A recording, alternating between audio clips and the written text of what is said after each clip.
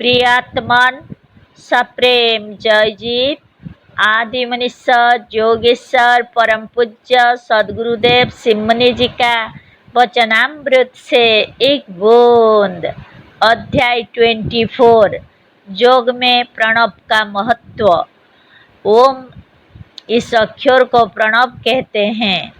कहने सुनने के लिए सभी इस अक्षर से परिचित हैं, पर इसके उच्चारण की विधि किसी को मालूम नहीं है। केवल सच्चा जोगी ही कहीं लाखों करोड़ों में एक जानता है, क्योंकि जब तक कोई सच्चा जोगेश्वर और मुनीश्वर इसे ना बतलावे तब तक कोई इसका उच्चारण करना ना सीख सकता है ना जान सकता है। तस्य वाचकः प्रणवः 27। इस मंत्रों को बतलाने वाला, उच्चारण करने वाला, सिखलाने वाला वही जोगी और मुनीश्वर हो सकता है जो योग द्वारा ईश्वर पद को प्राप्त हो चुका है या ईश्वर हो चुका है। ऐसे ही जोगी गुरु पद को प्राप्त हो सकते हैं। ऐसे ही सद्गुरुओं ने पहले के लोगों को सच्चे आत्मज्ञान और प्रणव का उपदेश दिया था और आज भी दे रहे हैं, और पूर्व से भी पूर्व पुरुषों के गुरु थे। ऐसे एक या दो सद्गुरु हर काल में रहते हैं, जिन पर काल या जमाने का कोई प्रभाव नहीं रहता, किंतु वही काल या जमाने पर अपना प्रभाव रखते हैं। सब लोग जमाने के साथ बहते हैं, पर जोगी के ऊपर काल या जमाने का प्रभाव नहीं रहता। इसी से योग दर्शन शास्त्र में कहा गया है कि स एष पूर्वेषाम् अपि गुरुः कालेनानवच्छेदात् 26। ऐसे ही ईश्वर पद को प्राप्त पुरुष या जोगी, जोगेश्वर और मुनीश्वर पहले वालों के भी गुरु हैं, जो सर्वदा सदा काल से उपदेश देने का काम करते आए हैं और सर्वदा बने रहते हैं। इनके ऊपर काल का, जमाने का प्रभाव नहीं रहता और ना काल इनके ज्ञान को मिटा सकता है। इस सूत्र की व्याख्या हम इस लेख के पहले ही कर चुके हैं। इस वर्तमान लेख के पहले योग दर्शन शास्त्र के 26 सूत्रों की व्याख्या हो चुकी है। वर्तमान लेख में 27वें सूत्र की व्याख्या या भाष्य हो रहा है। यह 27वां सूत्र निम्नलिखित प्रकार से है। तस्य वाचकः प्रणवः 27। अर्थ उसको बतलाने वाला या उसका पहचान करा देने वाला प्रणव है। यह योग दर्शन शास्त्र के समाधिपाद का 27वां सूत्र है। योग दर्शन शास्त्र के इस समाधि पाद में केवल योग द्वारा योगी का वर्णन आया है, मजहबी ईश्वर का वर्णन कहीं नहीं है। अतः तस्य वाचकः प्रणवः 27। इसका अर्थ जो लोग यह करते हैं कि उस ईश्वर का वाचक प्रणव है, बिल्कुल गलत और भ्रमपूर्ण है। ऐसा अर्थ जोगी, आत्मज्ञानी और स्वतंत्र विचार वाले निष्पक्ष विद्वान नहीं कर सकते, क्योंकि इस योग दर्शन शास्त्र में इन मजहबी ईश्वर का कहीं वर्णन नहीं है। अतः यदि कोई मतांतर वाला सांप्रदायिक मनुष्य इस सूत्रों का अर्थ अपने सांप्रदायिक ईश्वर के लिए ले लेता है, तो वह प्रकरण विरुद्ध होने से व्यर्थ है। इस सूत्र में या योग दर्शन शास्त्र भर में योग के रूप का वर्णन है, मजहबी या सांप्रदायिक ईश्वर का वर्णन नहीं है। किंतु इस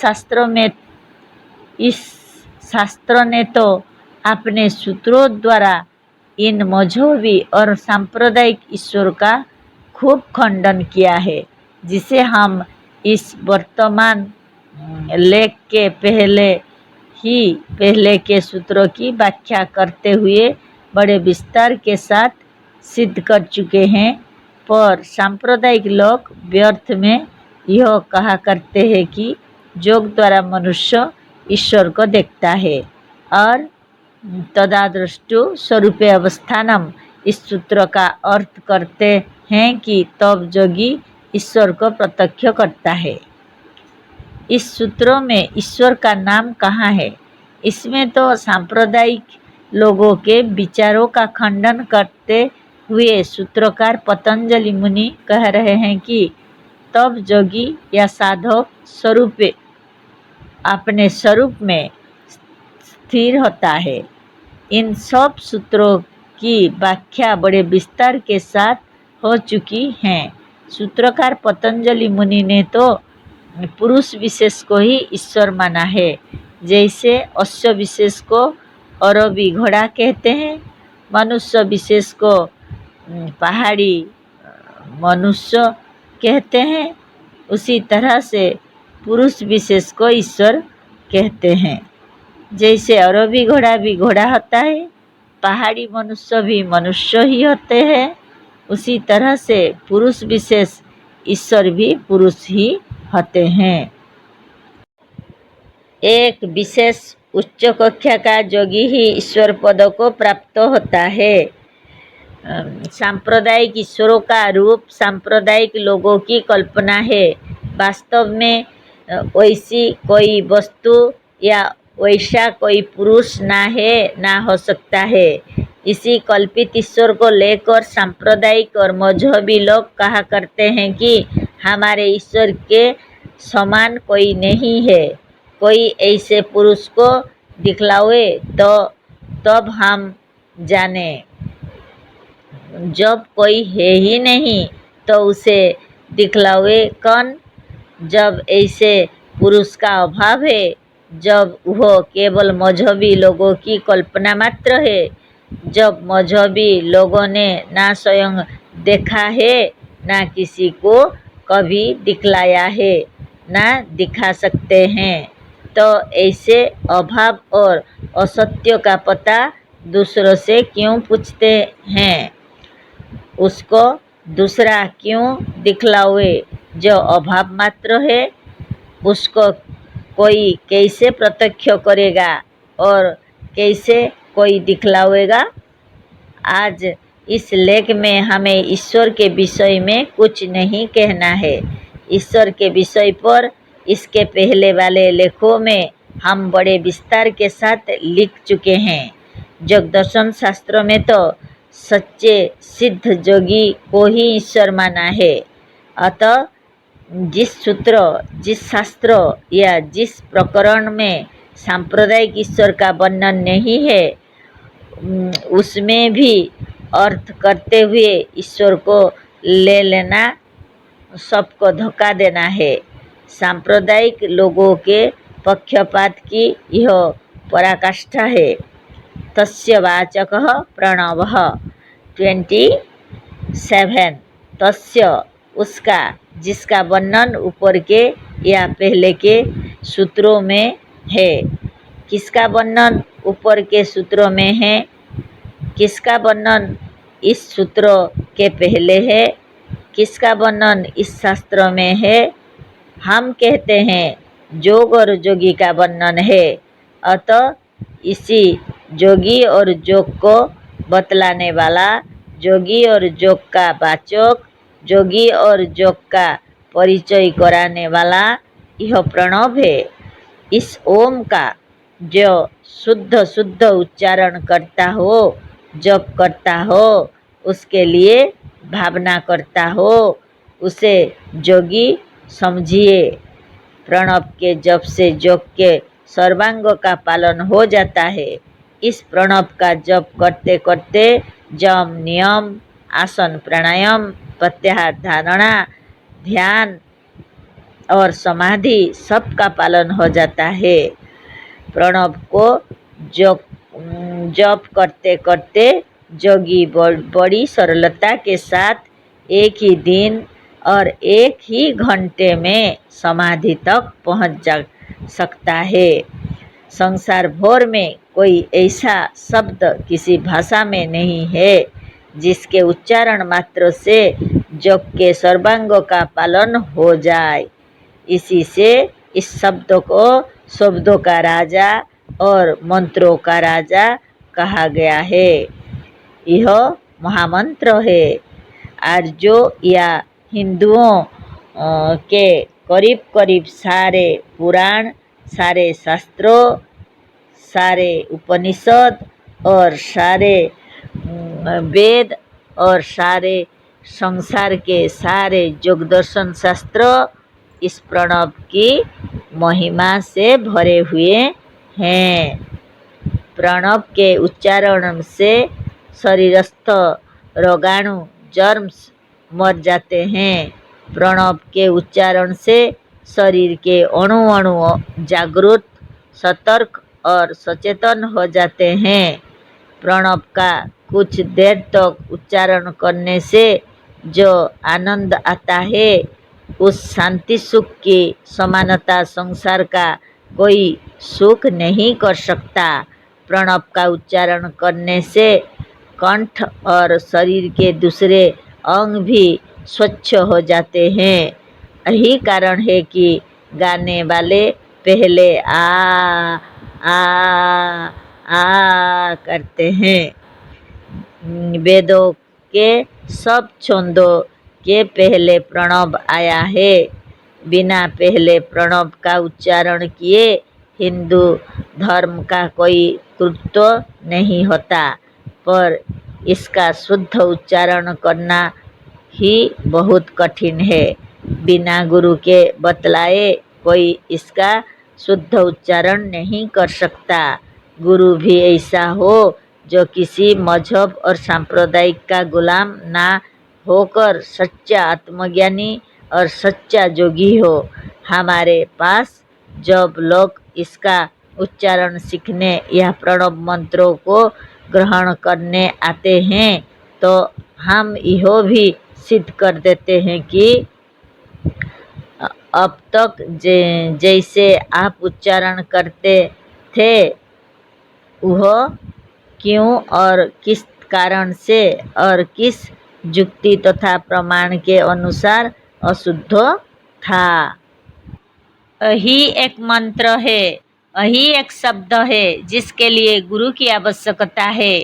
राम भी एक शब्द है, इसके लिए गुरु की आवश्यकता नहीं है, क्योंकि जिसे अक्षर का ज्ञान है वह इस राम शब्दों को रेम, रूम, रेमो, रोमो, रोमो, रीम या रीम ना पढ़ सकता, ना कह सकता है।